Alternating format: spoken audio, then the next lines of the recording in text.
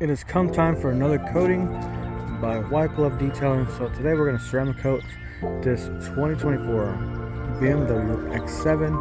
So we're going to do our standard detail on the interior, which comes included, which we actually do every week for this vehicle.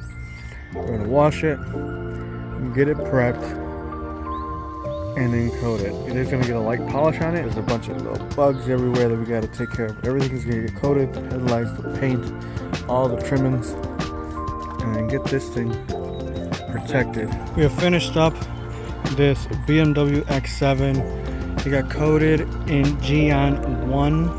We took care of the paint, washed it up, deconned it, did a light polish, and applied the coating all in direct sunlight.